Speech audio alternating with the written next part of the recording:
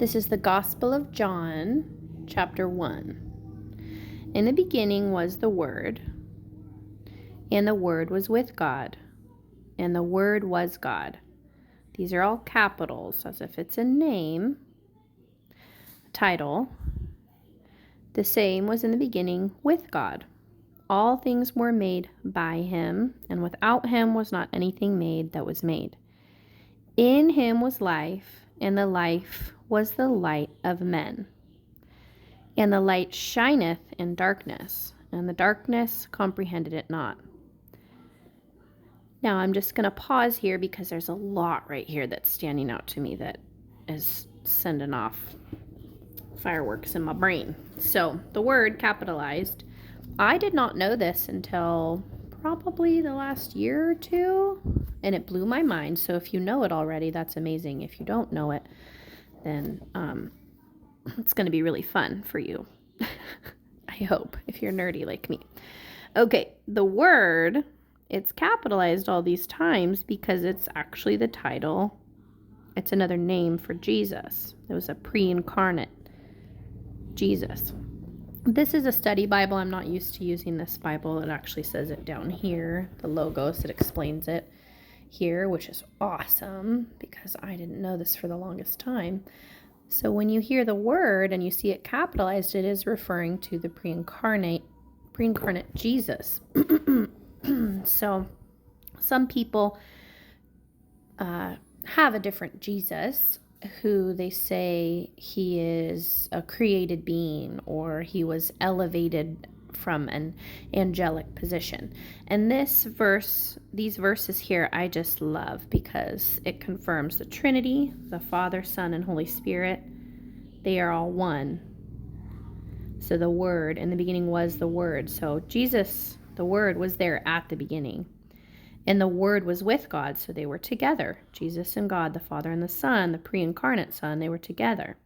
And the Word was God. So Jesus, the Word, is also God. There's another verse, I'll have to look it up, that says, all things were made by him, through him, and for him, specifically Jesus. And so it's again a confirmation that Jesus is the Word, which is just amazing to me. The other thing that is really exciting about these verses, I don't know if any of you guys have seen, there's like these videos online of an egg, like fertilization of an egg. And it's actually documented that when the sperm meets the egg, this light goes off. And I believe it's like zinc. And when the sperm meets the egg and when a new DNA is formed, there's literally a burst of light. And it's just so amazing. And this verse just makes me think of that. In him was life. So the life comes from him. And life was the light of men. He is the light of all of us, all human beings. And the light shineth in the darkness, just like in a mother's womb, it's darkness. And the light shines, and the darkness comprehended it not. So that's just one thing that I think of when I read these verses, which to me is just so profound and amazing. Haven't even got past verse 6. Verse 6. So I'll keep reading now. There was a man sent from God whose name was John. The same came for a witness to bear witness of the light, that all men through him might believe. He was not that light, but was sent to bear witness of that light. Now again, we're seeing light capitalized, so it's obviously another title for Jesus. That was the true light, which lighteth every man that cometh into the world.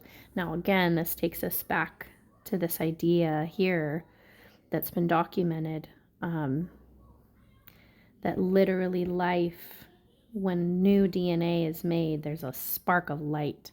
And I just think that's amazing. That was the true light which lighted every man that cometh into the world. It's just amazing.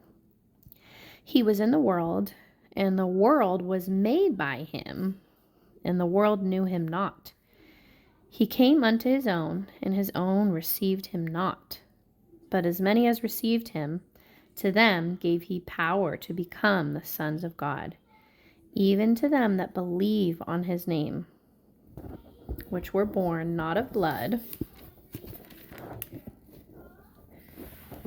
nor of the will of the flesh, nor of the will of man, but of God. And the Word was made flesh, and dwelt among us, and we beheld his glory, the glory of the only begotten of the Father, full of grace and truth. There's a lot here, too, that I'm thinking of. So, he came into his own, and his own received him not. Now, this power here, the references are in the middle. So, 12. So, we look at 1:12. Oh, maybe they put it on the other page.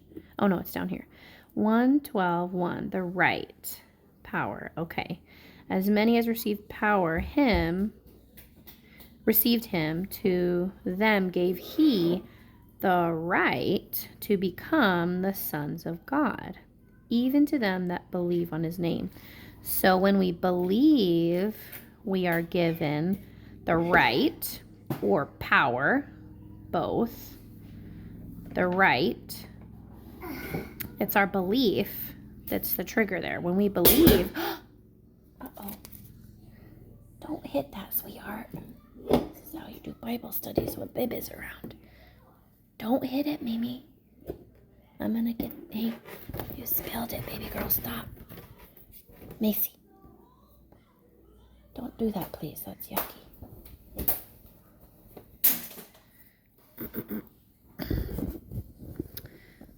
Okay.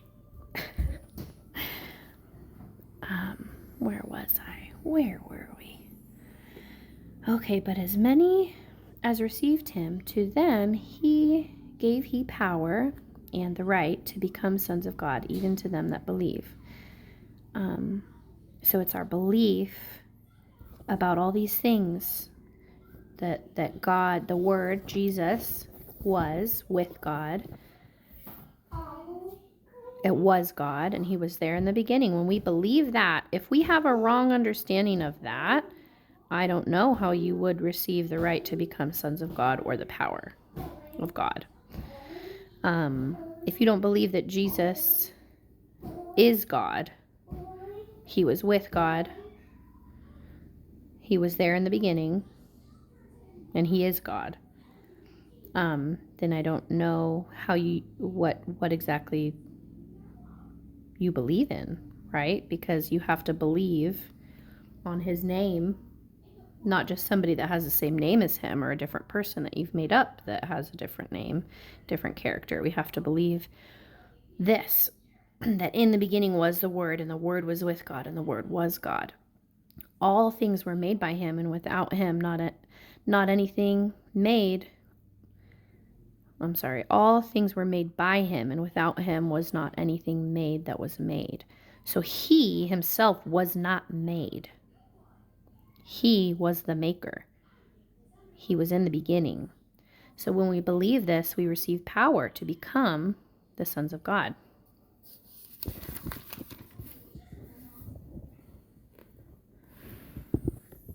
Now this, it talks about, I'm going to flip back over here, which were born not of blood, nor of the will of the flesh, nor of the will of man, but of God. So this power comes from God, not from our own will. It literally, we just have to believe the truth about who Jesus is. And the Word was made flesh and dwelt among us. We beheld his glory, the glory as of the only begotten of the Father. This means the only one like him. There was no other like him. Full of grace and truth. John bears witness of him and cries, saying, This was he of whom I spake. He that cometh after me is preferred before me, for he was before me. And of before, meaning he was born, or he was not born. I think John the Baptist in the flesh was born first. I believe he was older. I would have to go look that up again.